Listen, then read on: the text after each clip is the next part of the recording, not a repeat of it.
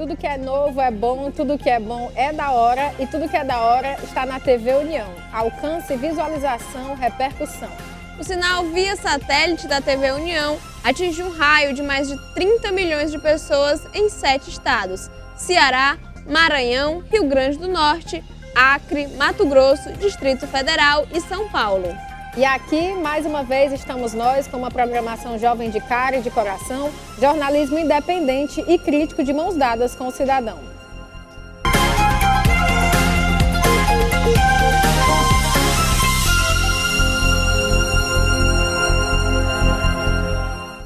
Pero mire, es un videocassete muy precioso. Tiene es una buena película.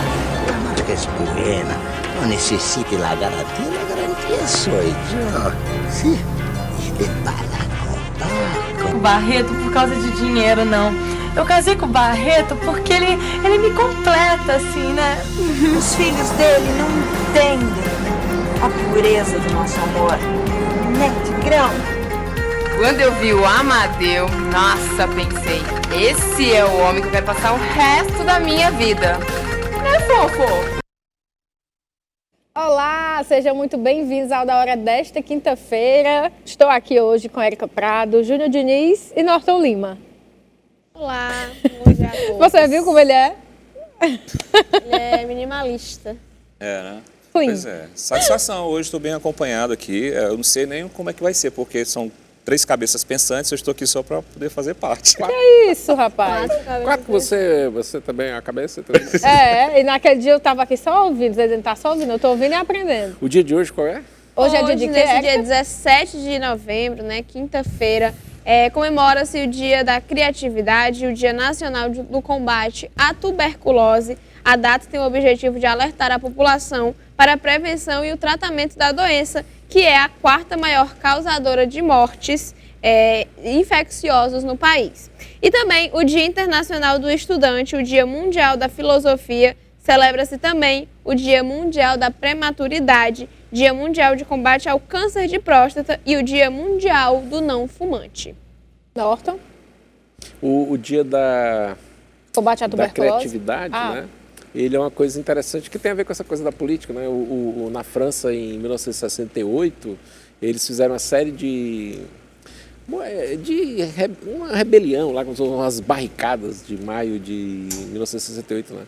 E uma das coisas que eles começaram a pichar nas paredes, né? Assim, eles picharam proibido proibir, que é uma coisa que é um lema muito antigo e tal, e que é do começo da humanidade, não é uma coisa recente agora, nem é do Caetano Veloso, para a turma se desiludir logo com esse cara, né?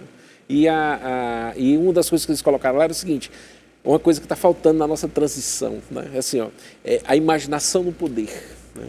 Era uma coisa incrível que eles tinham, assim, que era um lema que eles queriam que fosse movimentado para isso, né? Você pode dizer o seguinte: a imaginação para a solução dos problemas, né? Porque os problemas são muitos, né? Se somam problemas velhos com os problemas novos, aí sempre tem problema numa coisa que não vai acabar nunca. Então eles se desiludam também.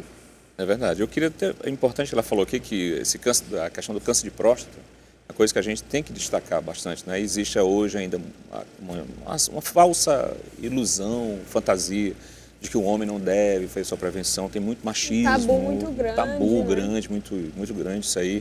Eu digo isso aqui porque, assim, eu tive, por exemplo, meu pai teve câncer de próstata e ele faleceu porque ele descobriu um câncer já bem tardio e também teve uma série de complicações. Eu já fiz as minhas prevenções, meu amigo, eu não estou nem preocupado, eu quero continuar vivendo aqui enquanto Deus me permitir. Estou nem preocupado. Será que é masculinidade frágil isso, esse medo todo? Talvez, com certeza, né? E é Novembro Azul, né? Justamente campanha de... Não, mas é porque, na verdade, se você for ver, doença mental também é um negócio muito forte. Sim. E tem gente que se nega a ir para o psiquiatra porque acha que só vai para o psiquiatra doido. Entendeu? Mas essa questão do câncer de próstata, Norton, eu vou dizer aqui uma coisa. Eu vejo muita propaganda falsa. Aí, tem que ir para o posto de saúde fazer, tem prevenção. Por exemplo, eu vou aqui, região metropolitana. Tente fazer prevenção, por exemplo, lá em Aquiraz, aquela região como essa. Tente fazer lá em Cascavel, tente fazer em Beberi. Não tem. Não tem. Você chega, você vai conseguir uma consulta para daqui a 1 ano, você vai fazer um exame de sangue para ter o PSA.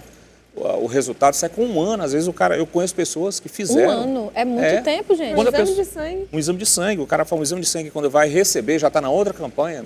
Eu conheço uma pessoa que ele estava com câncer e ele, quando recebeu, ele já estava internado. Se tivesse uma rapidez... Então, eu acho que tem muita propaganda falsa, muita mentira, que está tudo funcionando. Não está funcionando. Faltam campanhas, falta incentivo, falta orientação, mas principalmente corpo técnico e estrutura nessas prefeituras. É só dizer que vai fazer e não... Eu tenho uns amigos em São Paulo e em Paraná, pessoal que mexe com porto, mexe com comércio internacional, essas coisas, e eles são modeladores de tendências, sabe? E eles sempre me chamam para participar de umas reuniões, para dizer mais ou menos para onde é que os negócios estão indo. Aí, depois da pandemia, eu desenhei para eles um cenário do médico polivalente. Não, quando você entra no médico agora, a consulta, o exame ela tem que ser imediato. Né? Essa é a lógica que esse período da pandemia inaugurou, entende? Em termos de coisa. Então, quando você vai para uma consulta médica, dependendo do grau de exame, né? Mas alguns exames eles podem ser de teste rápido, entendeu? Então, essa coisa é um dos mercados que dentro do horizonte da medicina, dessa medicina clínica aí que a gente tem, né? Que ela é muito capenga em relação à medicina chinesa e outras coisas mais, né? Isso vai ter que ser uma coisa que vai preponderar, né? O pessoal me chama muito para ver, por causa dessa questão da imaginação, eles acham que eu vejo algumas coisas na frente, né? Eu desenhei para eles esse cenário de que as consultas vão ter que ter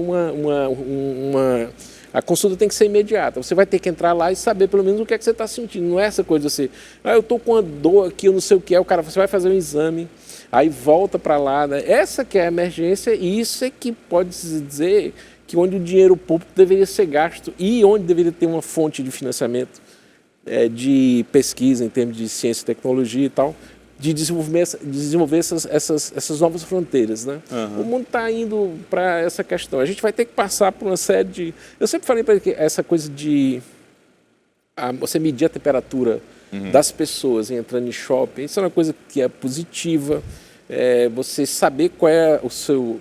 Quem está entrando gripado, quem não está entrando gripado, quem está entrando febril, né? As máscaras eu acho que é uma coisa que é super ético assim, você usar, concordo. Porque é você que, se você estiver doente, se você não transmitir, né? Isso é uma série de bobagens. E lembrar também que essa coisa de lavar a mão, né?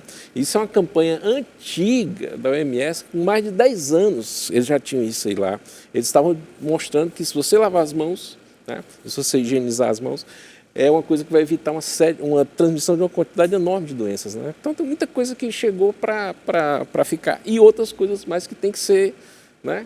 Isso, imagina isso, um candidato a prefeito, Fortaleza, né? Propondo isso, diz assim, eu vou implantar os testes rápidos dentro da consulta e não quero nem saber. Assim, essas coisas são interessantes, né? Pois é, mas as pessoas têm que se mobilizar para votar nessas coisas, entendeu? Onde está o povo tem que a criatividade, a imaginação. Eu acho assim, se as pessoas, eu digo assim, o cidadão, o eleitor, ele começasse a ter bom senso e analisar de forma bem imparcial aqueles que chegam prometendo maravilhas, milagres, colocasse lá, fulano...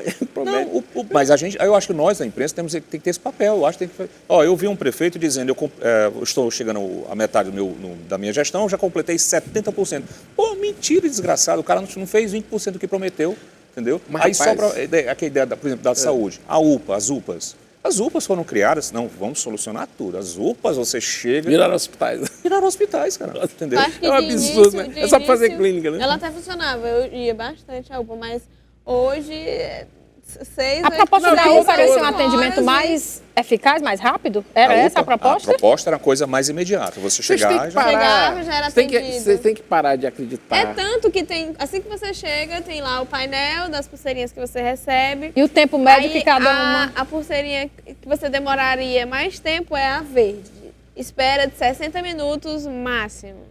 Nunca 6 a 8 horas uma hora lá. Mas você chega com a gripe e sai com tuberculose por causa de uma demora dessa. Porque a pessoa vai com outro problema e aí você fica. Então, é uma coisa que... Vamos pensar agora o quê para poder fazer Eles isso. fazem promessas malucas, né? A gente passou a campanha toda frescando com o Capitão Wagner com a história do Jorge Pirro, né? Eu vou trazer Foi. o Jorge Pirro, Uma proposta bem... que era um cara do FBI, vou montar um esquema do FBI aqui. Olha, uma maluquice, A cara. nossa direção lembrou de uma coisa aqui, até agradeço Muito por ter importante. lembrado, para nossos telespectadores falarem de suas experiências nas UPAs, né? Como foi desde o início e como é que é agora. Érica Prado já está com o celular em mãos e vai falar, né?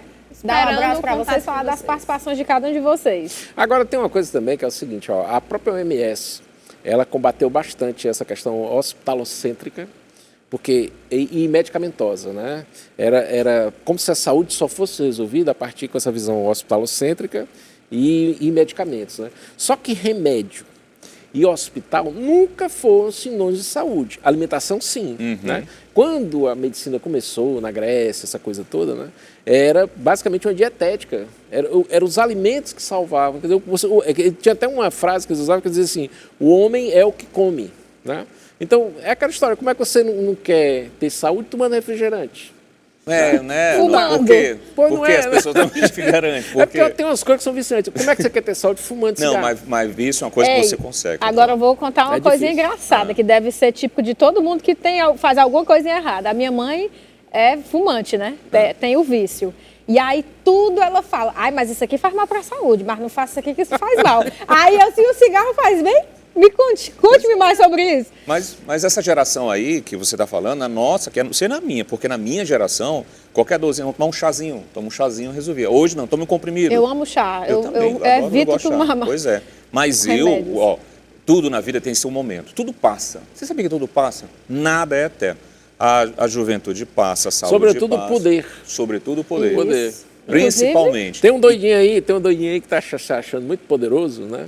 Mas é uma comédia. Eu digo, rapaz, eu tenho um álbum de figurinha, de figurões que perderam o poder, né? Pois é. E você quer ver a verdadeira pessoa, dê para ela o poder. Deu poder. Falando Deu poder. nisso, em figurões e em poder, Lula fez discurso na COP27, que está acontecendo no Egito, falou sobre a importância de unir o país e, na frase dele, que vocês vão ver agora, fala também que não existe dois Brasis e nem dois planetas Terra. Pronunciamento que fiz no fim da eleição no Brasil. Em 30 de outubro, ressaltei a importância de unir o país, que foi dividido ao meio pela propagação em massa de fake news e discurso do ódio. Naquela ocasião eu disse que não existem dois Brasis.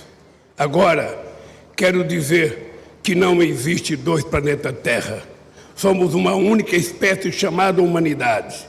E não haverá futuro enquanto continuarmos cavando um poço sem fundo de desigualdades entre ricos e pobres. E na COP27, políticos como Alessandro Molon, deputado pelo PSB, Randolfo Rodrigues, senador pelo partido Rede Sustentabilidade, Fabiano Contarato, que também é senador, filiado ao Partido dos Trabalhadores, e lideranças indígenas entoavam o coro em que diziam: "O Brasil voltou". O Brasil voltou.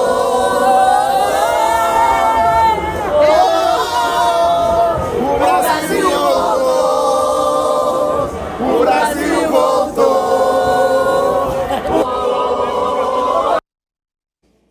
Norton. É um horror isso aí, né? Essa COP está virando, em termos assim, de quem decide a história no mundo, eles estão olhando para isso aí com uma verdadeira uma macaquice, um deslumbramento, uma coisa completamente absurda.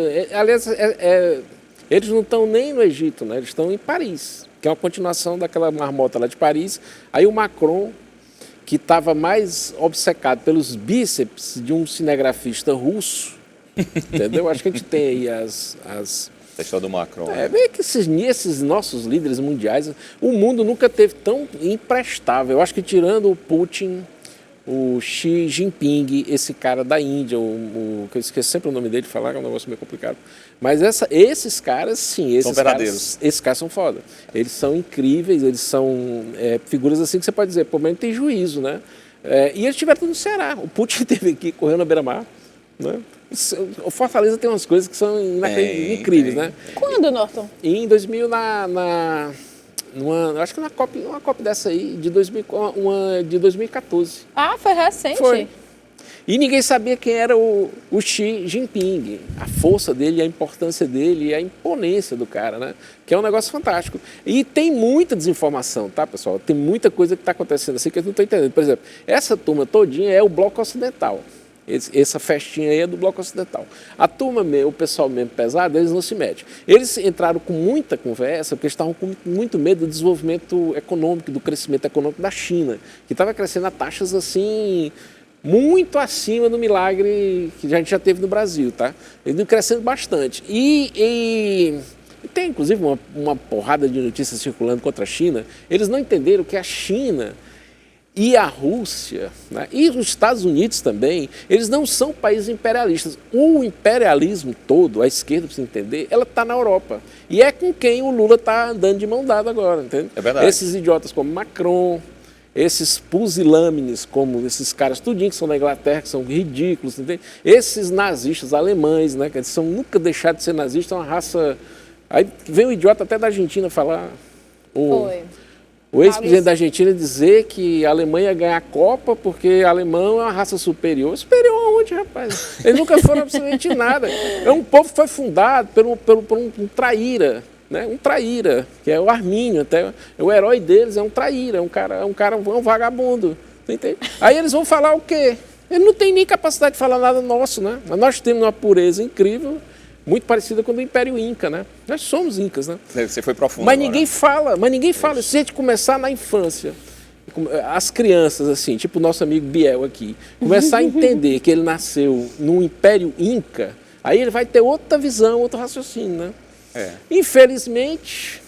Nós não tivemos grandes modeladores de formação de povo. Você sabe que tem uma coisa importante disso aí tudo também. Nós temos um fenômeno que está acontecendo na Europa, você conhece bem a Europa, eu digo isso porque eu tenho alguns amigos, porque está todo mundo olhando para o Lula, né, como aquele que vai, talvez, colocar o Brasil como o salvador da pátria, sabe aquelas negociações que vão acontecer?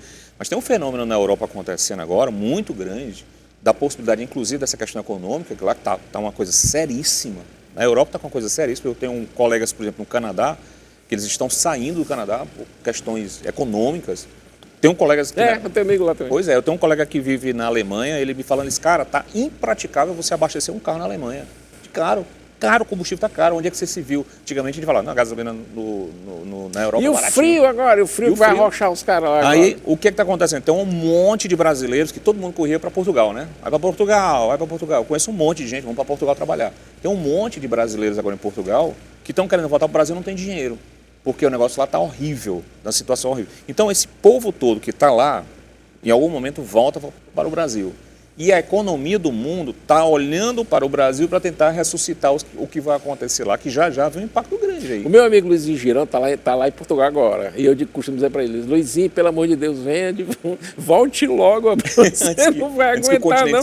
Olha as suas artrites, olha os seus nervos, porque o frio vai doer. Rapaz, vocês não têm noção como é tristeza morar numa fuleiragem dessa, porque ninguém é fuleiragem, o pessoal acha bonito, que é o frio, aquela coisa toda. Mas assim, você passar uma semana sem ver o sol, cara. Neto, Como é que dia que você não vê o sol, nunca nasce, né? Você quer apresentar uma tinha Você teve a condição de pegar neve pesada lá, né?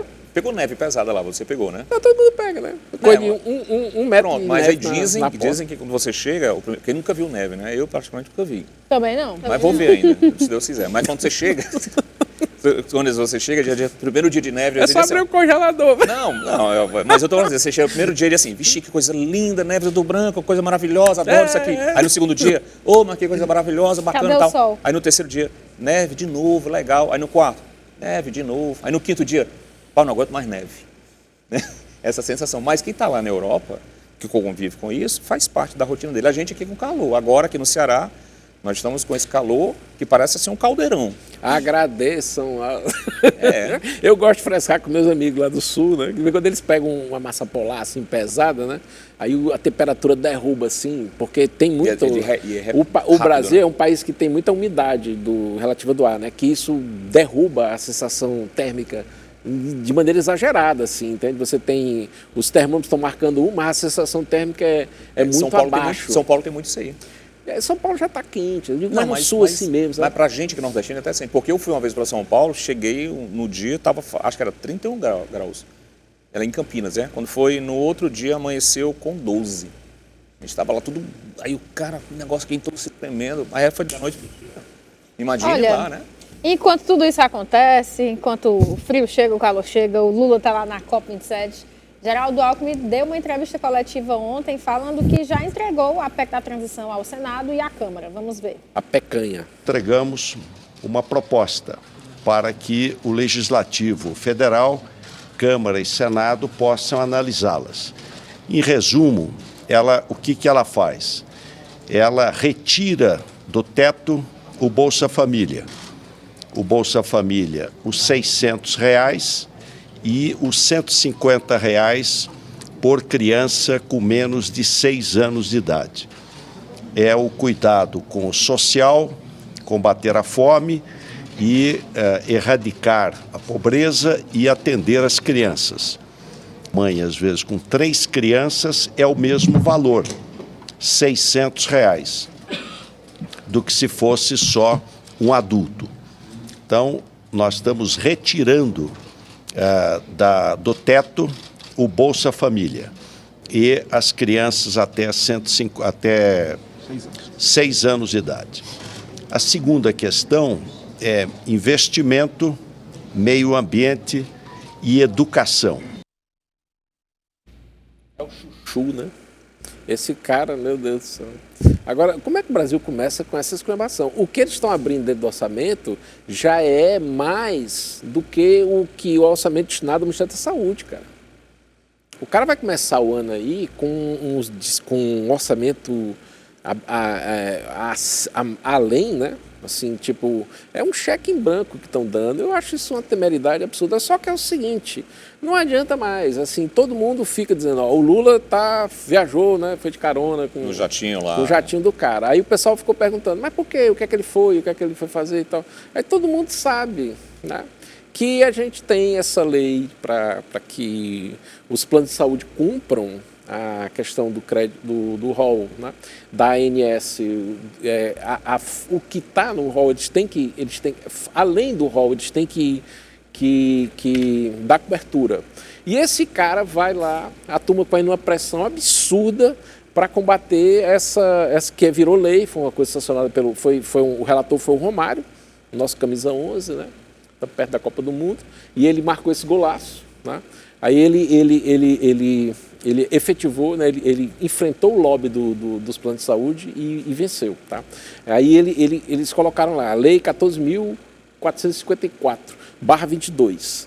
Aí o Lula pega um jatinho e vai com o cara para lá. O Alckmin veio dizer que não tem nada a ver essa história? Não tem. O Mourão foi logo em cima. Tá. Aí o pessoal, o advogado do Lula, que é eles estão tudo ativistas agora, né? Eles estão assim nessa... Eu acho que vai ficar uma coisa muito complicada. Se eles mantiverem esse ritmo de conversa, esse Larry White, essa fuleiragem aí dessa conversa, esse papo furado, essa conversa para boi dormir, vai incrementar ainda mais essa polarização, que não está pequena, tá? Ela está grande, a gente sabe que não é uma coisa assim... Não adianta você ficar chamando os bolsonaristas que estão na rua de gado, de massa de manobra e de tudo que você possa imaginar, né? Não adianta, isso não adianta, né? Não adianta o Alexandre de Moraes, como ele fez ontem, bloquear a conta de 43 empresários do agro de Mato Grosso do Sul, porque ele acredita, sem saber, não houve investigação, né, que esses caras estão financiando essas manifestações em Brasília, que é uma coisa que está ficando séria. Né? Então, ó, o Vilas Boas já falou, está todo mundo falando, se esses caras não entenderem o que vai acontecer, como é que o Brasil está indo, essa coisa vai aumentar. Bloquear a conta de empresário, da turma do agro, de Mato Grosso, isso é uma insanidade, que isso é uma coisa que não vai, e ninguém vai tolerar isso aí. Só para finalizar aqui, para te complementar também, a expectativa do próprio setor era de que o Lula viesse com uma nova imagem, né, uma nova estrutura para poder atender essas demandas que estão sendo colocadas. Mas o Lula está trazendo tudo o que ele fez no passado. Né? Essa viagem dele aí foi uma coisa que surpreendeu até mesmo integrantes do próprio bloco ali, que acharam, depois que viram que o negócio estava mal feito, tentaram corrigir o Alckmin, ver com a história de justificar. Não justifica. Não tem justificação. Não justifica. E tem matérias que falam que ele foi orientado por aliados que não pegasse essa carona. Pois é, e pegou, né? E hoje está sendo discutido exatamente isso, essa questão dos prefeitos, aliás, dos governadores e do próprio presidente eleitos, né, não usarem mais esse tipo de estrutura, serem bancados, financiados pela... Agora, eu lamentei muito uma das coisas assim, por exemplo, se o Brasil tivesse se o Lula fosse um cara ligado ao MST, se ele fosse um cara egresso do MST, o país era outro, sabia? A gente ia ter uma visão muito mais incrível do que era. Mas ele é um cara ligado ao torneio mecânico. E é tanto que, por exemplo, na época dele, essa explosão de crédito subsidiado, essa maluquice que teve aí, explodiu tudo quanto foi indústria automobilística, tudo que dava emprego no ABC paulista. Eu vou ter que interromper vocês agora, porque a gente vai para um rápido intervalo, mas já a gente está de volta.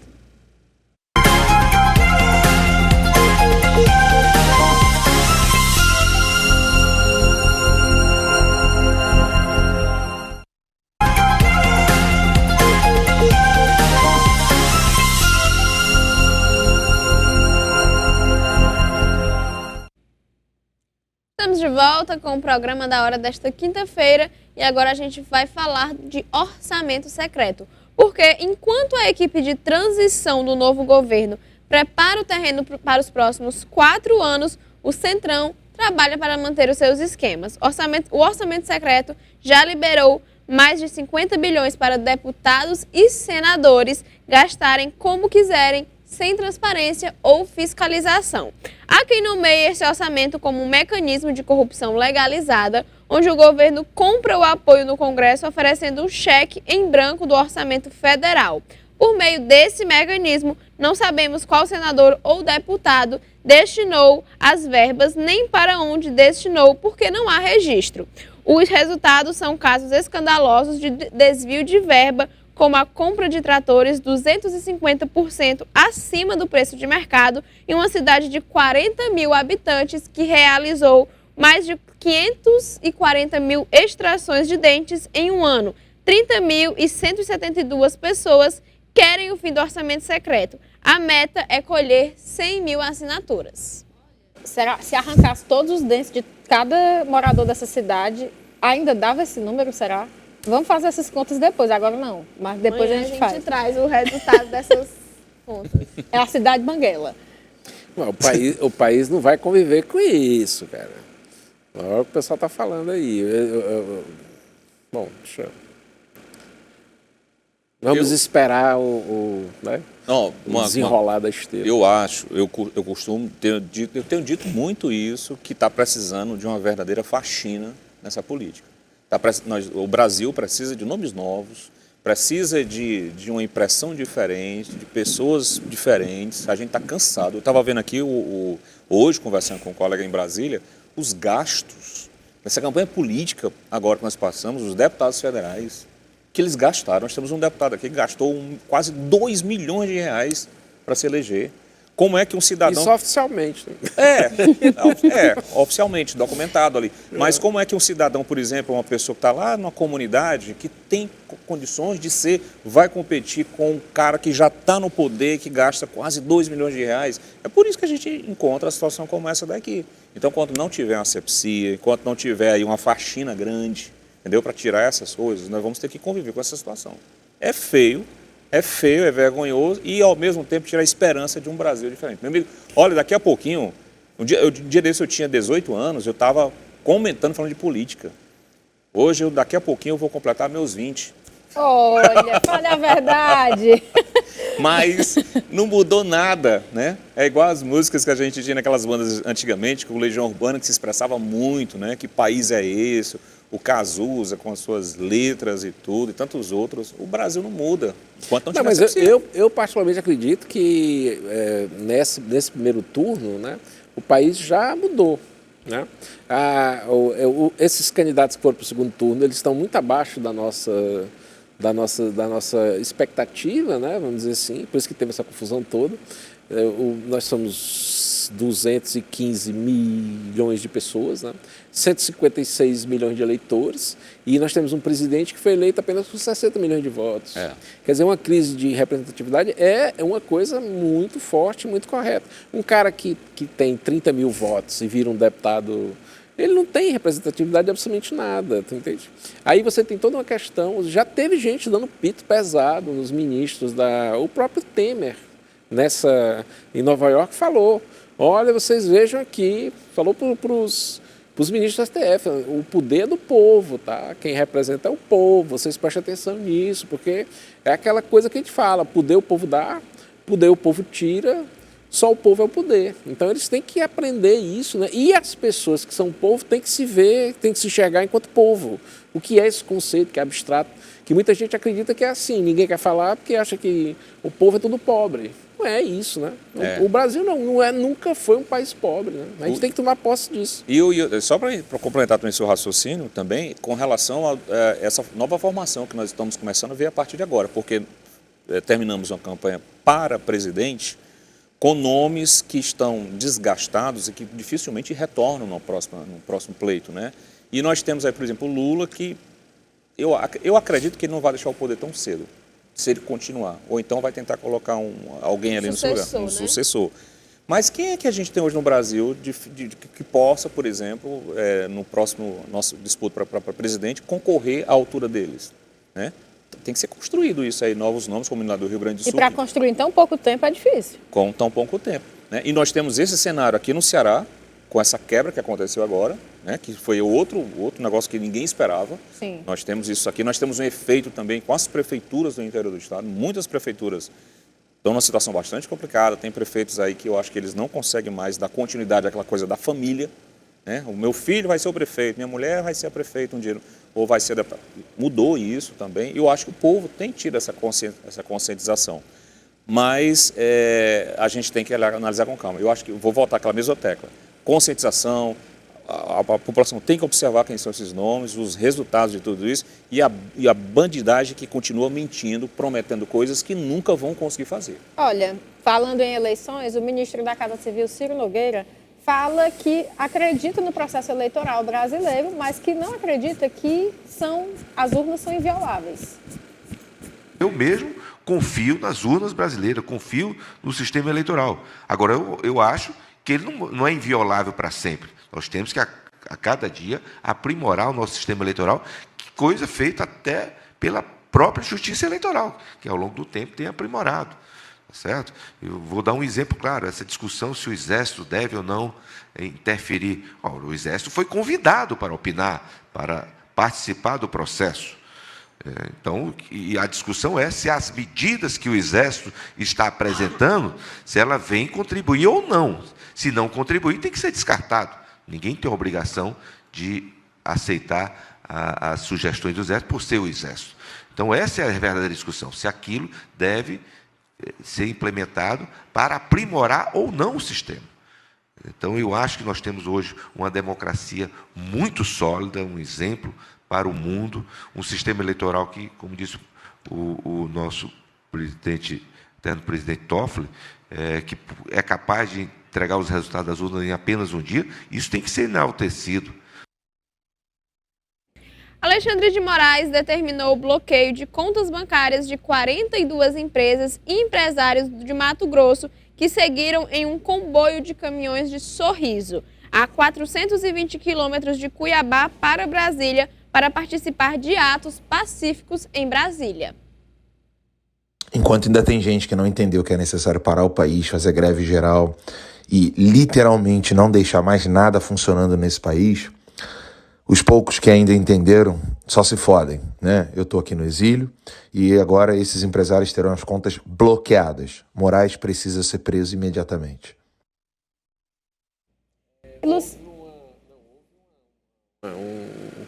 Está tendo um protesto muito grande por conta dessa questão do Alexandre de Moraes bloquear os caras, né?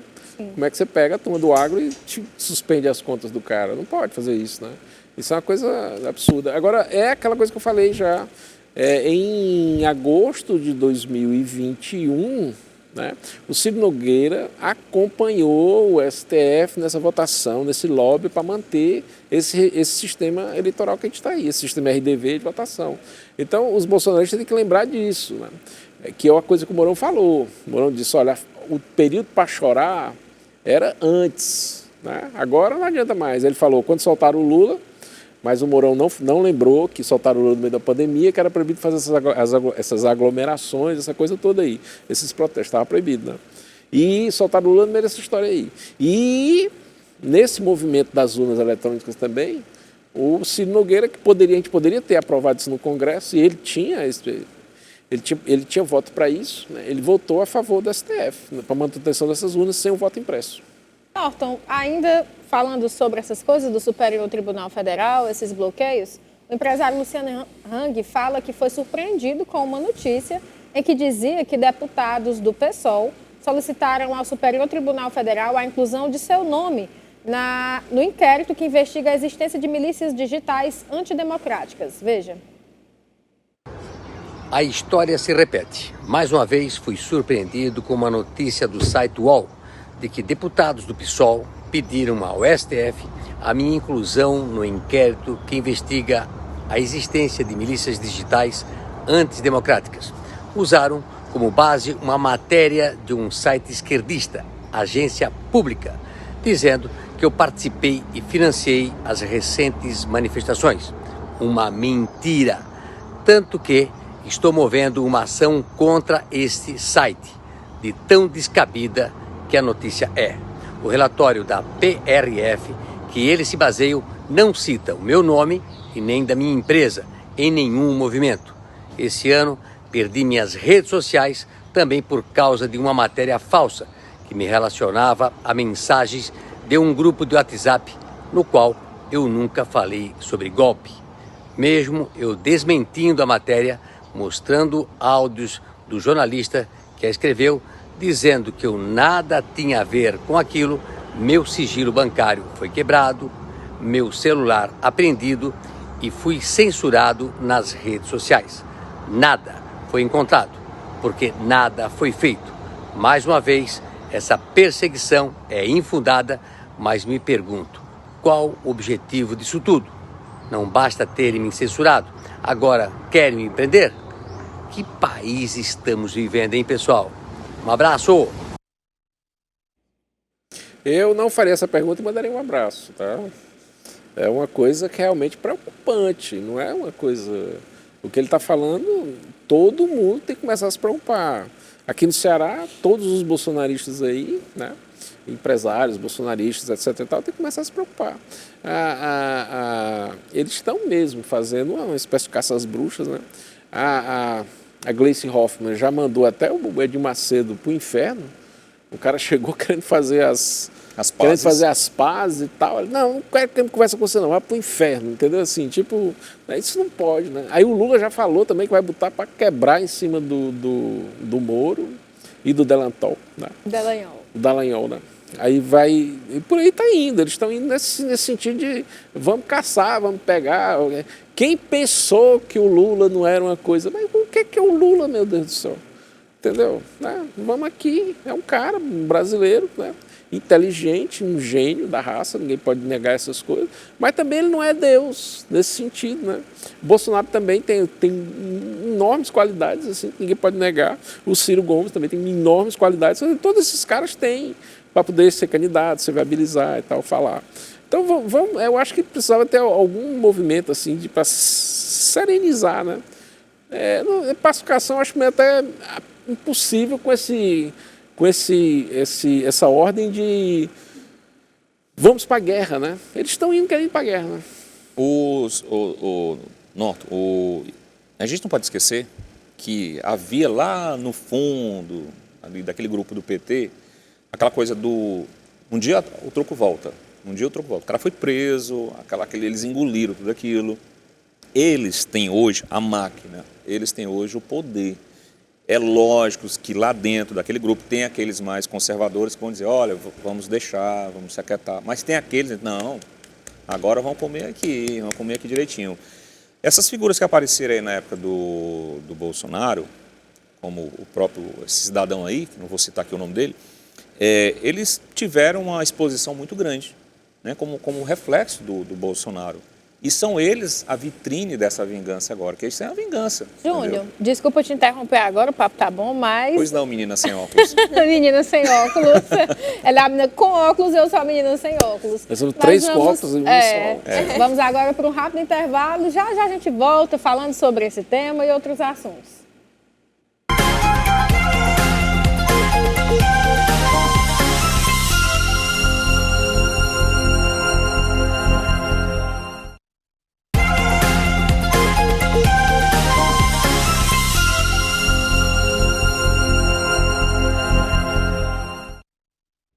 Estamos de volta com o programa da hora desta quinta-feira e a gente fala agora de gás de cozinha, porque a Petrobras anunciou no início da noite de quarta-feira, ontem, que vai reduzir o preço médio de venda do gás de cozinha a partir de hoje. O preço pago pelas distribuidoras será reajustado de R$ 3,78 por quilo para R$ 3,58. Isso equivale a R$ 46,59 por botijão de 13 quilos ou uma redução média de R$ 2,60 por 13 quilos. Que notícia boa, né? Tava precisando faz tempo donas de casa... Essa notícia é boa, mas ao mesmo tempo ela tá acompanhada dos malucos aí que já estão querendo subir de novo. Meu Deus. O ICMS do gás de cozinha, né? Esses preços, o pessoal que achava que estava tudo caro, vão se acostumando. Não estou querendo não, vai subir em janeiro. Gasolina? Gasolina sobe em janeiro agora. Tudo bem que esse é o preço do petróleo, dólar e Não, tal. mas por causa dessa redução do ICMS, que não ia até janeiro, ela acaba em janeiro. Aquele acordo para redução do ICMS do Sim, para criar o teto. Pois é, o teto ele acaba agora em janeiro, aqui no estado do Ceará. Ele vai voltar àquele teto anterior e a gente vai... Hoje mesmo teve um aumento de combustíveis, né? A secretária da Fazenda do Ceará já estava falando que o Ceará perdeu 700 milhões por conta dessas coisas. Mas, pelo amor de Deus, mas, como é que o cara vai ter uma visão dessa de que imposto...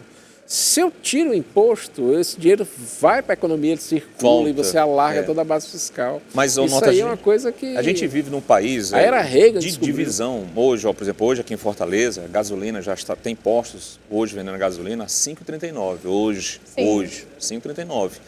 E essa redução aí, quando chegar em janeiro, as pessoas se iludem, né?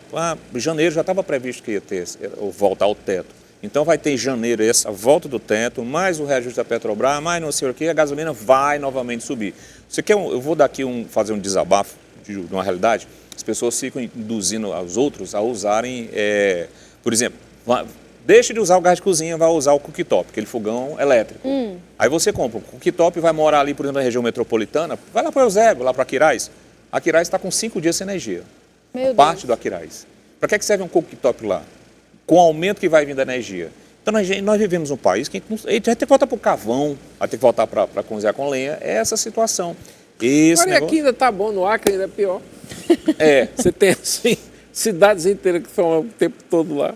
O problema de religamento de energia no Acre é um negócio incrível, uma coisa que tem que ser revista, né? Energisa lá, toma conta lá. Que também tem aqueles sérios problemas também de fornecimento, como tem a Enel aqui, que acho que é uma das mais criticadas. Interessante que a Enel na França é que tem na Enel também? Acho que é a Espanha. Na Espanha, né? É um caso sério. A Enel é a campeã, me perdoe. Aquele reclame aqui é lotado. Você liga para a Enel, aí fica aquela gravação, aquela coisa, um robô. É isso que eu ia te falar, nada funciona. Nem quando tem um problema e nem quando você precisa... colocar seu nome no apartamento novo que você vai morar, enfim, esse tipo de coisinha que é comum. Eu passei uma situação com a Enel que as contas de luz não estavam chegando. Só zero, né? Não chegava. Não chegava. O papel não chegava, eu entrava lá no aplicativo deles, nada constava, isso uns 3 meses. Aí eu vou cortar a minha luz aqui. Liguei pra lá e falei, olha, eu tô com problema, a minha conta de luz não tá chegando aqui em casa. Aí a pessoa falou assim... Tá cortada a sua luz? Eu falei, não tá chegando o papel. E a senhora tá reclamando, achando ruim. Não. Juro. Falaram isso? Aí eu, tudo bem, então. Já que você insiste, né? Aí, quando eu me mudei de casa, deixei o pepino aí pro bucho pro outro lá. Meu Deus. Mas nós temos casos aqui no Ceará. Eu já fiz uma matéria numa casa de um casal de idosos, o papel pago, a Enel chega lá para fazer o corte da energia, a pessoa apresenta o comprovante, o cara vai lá e plect, não, eu tenho que vou cortar, vocês E que para se religar lasquem. é um problema. Para religar, minha amiga, aí é um boneco desgraçado. E quando inventam de fazer fiscalização na casa do cidadão, para entrar para saber se você tem um gato lá dentro, né? Aí é um negócio. Então, essas coisas têm que ser revistas. Eu acho que com essa mudança de governo, principalmente, uma realidade do povo cearense hoje, essa mudança de governo. O Elmano vai ter que dar uma atenção grande também para a questão da segurança pública. Existem falhas na Secretaria de Segurança Pública, muitas falhas. O CIOPS, o CIOPS precisa ser revisto, Norton, essa semana, onde eu moro, aqui no Aquiraz, na próxima praia, os moradores ouviram, olha só que o absurdo, os moradores ouviram no começo da noite disparos de uma mulher pedindo socorro.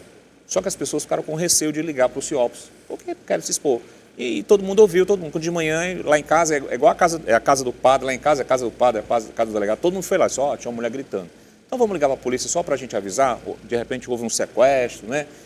Eu mesmo liguei para o CIOPS, viu, mano? Liguei para o CIOPS disse, tá morta a pessoa? A pessoa está no chão, disse, não, amigo, foi ontem, mas pode ter um sequestro, pode servir de informação. Aqui a gente só atende se estiver morrendo. Que é isso? Eu ouvi isso. Então, e o CIOPS passeia tanto, porque pelo menos na minha região, sério, várias vezes eu estava lá na minha casa, na varanda, eu só vejo aquela luzona assim, pá, meu Deus, estão procurando quem? Eu não estou sabendo de nada nenhum. Mas aí é o patrulhamento ostensivo, preventivo. Mas eu passeio tanto e só querem saber se tiver morrido? No 190 a informação você só liga, se você der informação para poder ajudar a investigação, eles não estão atendendo. Mas se tiver morrendo aí... Então, só voltando aqui à questão do gás e tudo, eu acho que está precisando de um processo, nós vamos ter um impacto grande a partir de janeiro, com esses aumentos. Eu acho que o gás sobe, a gasolina vai subir. O diesel, hoje é impraticável você ter um carro a diesel. Gasolina, um litro de diesel, quase R$7 um litro de diesel. Olha só. Né? E você quer comprar um carro elétrico aqui em Fortaleza, você não compra, porque é uma coisa absurda. Então, eu não sei, a pancada vem em janeiro. Tudo se torna inviável. Tudo. Você comprar bicicleta, vai andar nesse trânsito louco aqui, os caras passam por cima de você. Pois é, infelizmente não respeitam, né, o ciclista. Os motoristas de moto, né, são os primeiros a não respeitar alguns. As ciclofaixas. Alguns. Por favor, eu respeito. Por favor, não sei. Muitos, né? Olha, e ainda falando em economia, o vencedor do Nobel de Economia afirma que prefere se abster de discussões econômicas. Vencedor do Nobel de Economia em 1998, o pensador indiano Amartya Sen prefere se conter sobre as discussões econômicas. Segundo ele, o tema já recebe atenção demais e há questões mais importantes, como a liberdade e as pessoas. Em entrevista, Sen afirma estar preocupado com ameaças à vida humana em função da intolerância política que se espalha no mundo. Nas palavras dele, há muitas coisas acontecendo que são perturbadoras. Se elas são ou não economicamente perturbadoras, é uma questão secundária. Segundo ele, o Brasil tem muito a ensinar ao resto do mundo e, assim como qualquer outro país, tem a capacidade de crescer enquanto combate desigualdades. E na opinião do ex-ministro da Fazenda, Henrique Meirelles, existe sempre um fator negativo quando um governo eleito se movimenta contra um candidato brasileiro. O interesse do governo eleito de indicar um nome para representar o Brasil no Banco Interamericano de Desenvolvimento, diferente daquele já indicado pelo ministro da Economia, Paulo Guedes, pode gerar desconforto e perplexidade, na opinião do ex-ministro da Fazenda, Henrique Meirelles. Segundo ele, existe sempre um fator negativo quando o governo eleito se movimenta contra o candidato brasileiro, sempre pode gerar desconforto e perplexidade. O também ex-ministro da Fazenda, Guido Mantega, enviou uma carta a representantes dos governos americano, chileno e colombiano, pedindo para adiar a eleição para a presidência do BID, marcada para o próximo dia 20 de novembro. Norton? Foi uma lambança da turma da transição. O Guido Mantega mandou uma carta para o pessoal do BID pedindo para adiar. Um brasileiro vai ser o candidato? Não, vai ser o presidente. Sim. Vai ser o presidente. E o PT queria impedir, porque ele era um cara que foi o Banco Central do governo Michel Temer. Aí pegou muito mal, o Henrique Meirelles falou, pelo amor de Deus, vocês estão ficando loucos, né? Porque quando você chama mesmo a turma, né, quando junta todo o pessoal, o Pércio Arida, o Henrique Meirelles, o André Lara Rezende, o Armínio Fraga, eu acho que talvez menos o Guedes, que é meio esquentadinho, né? Mas quando junta todos eles, o entendimento é super tranquilo, eles não têm problema nenhum, assim, tipo pessoal, sabe? É todo mundo muito bem de vida, né? Muito bem resolvido.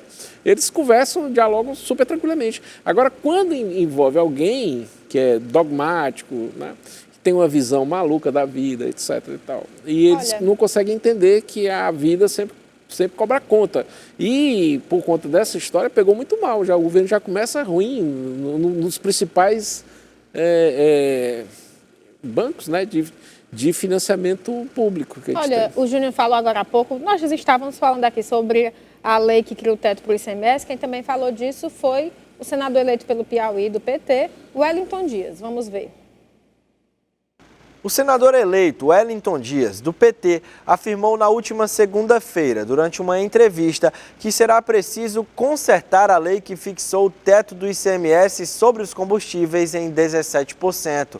A medida apresentada pelo governo de Jair Bolsonaro e aprovada pelo Congresso Nacional foi uma das principais responsáveis por baixar o preço dos combustíveis no segundo semestre desse ano.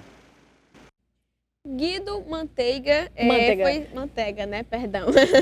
foi escalado para a equipe de transição do governo Lula. Vamos conferir. A equipe de Lula escalou para o governo de transição ex-ministros e políticos aliados do petista que já foram presos ou denunciados por corrupção. Entre eles está Guido Manteiga, ex-ministro da Fazenda e do Planejamento e ex-presidente do Banco Nacional de Desenvolvimento Econômico e Social, o BNDES. Ele vai compor o Grupo Técnico de Planejamento, Orçamento e Gestão da equipe de transição de Lula. Em 22 de setembro de 2016, ele foi preso em uma das fases da Operação Lava Jato pela suspeita de ter pedido um pagamento de 5 milhões de reais ao empresário Aike Batista. O dinheiro teria sido repassado a marqueteiros do PT para a quitação de uma dívida de campanha eleitoral da ex-presidente Dilma Rousseff em 2010.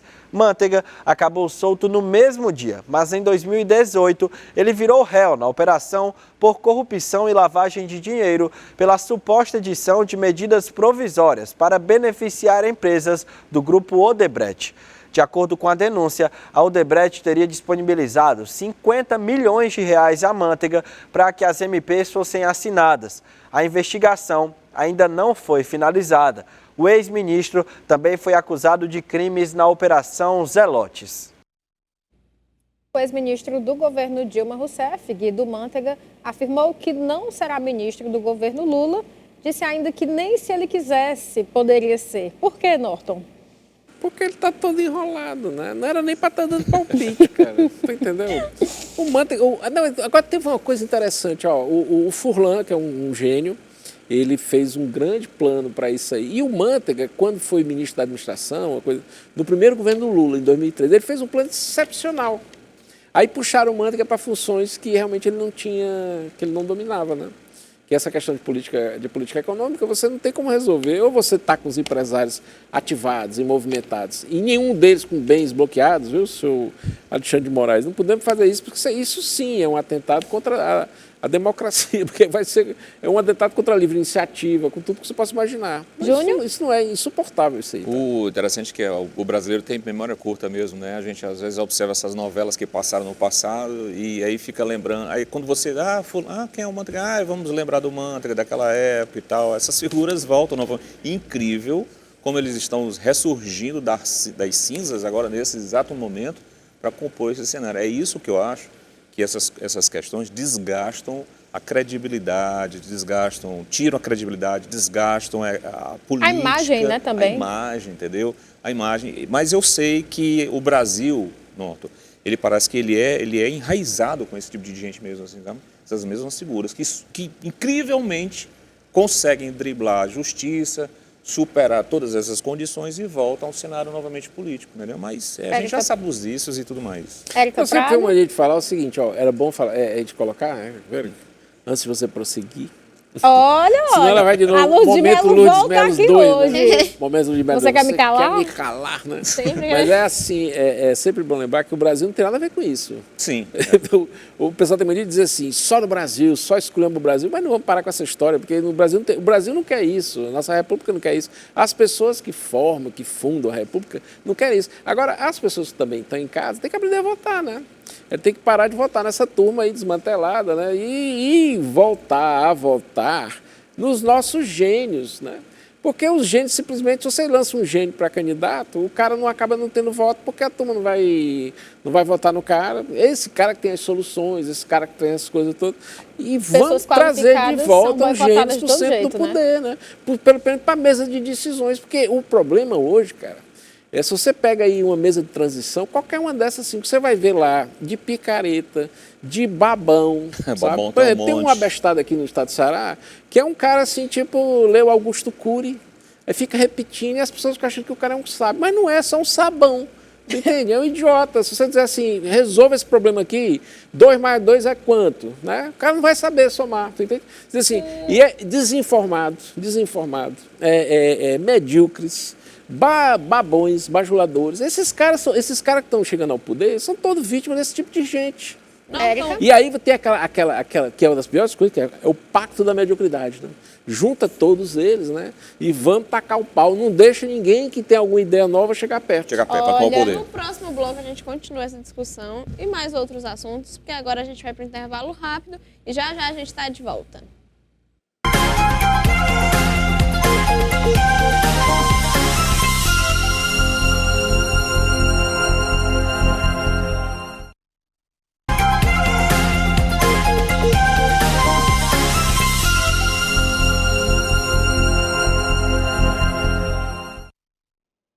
Estamos de volta e planos de saúde continuam a desobedecer a lei que estabelece que seja cumprido mesmo os procedimentos que estão fora do rol da ANS. Planos de saúde continuam a desobedecer a Lei 14.454 de 2022, que obriga a cobrirem tratamentos e exames fora da lista da Agência Nacional da Saúde Suplementar. A lei foi sancionada pelo presidente Bolsonaro em 22 de setembro desse ano, depois de aprovada no Senado e na Câmara dos Deputados. Para a aprovação, deputados e senadores enfrentaram o lobby dos planos de saúde e também contrariaram uma decisão do Judiciário. Em 8 de junho, ministros da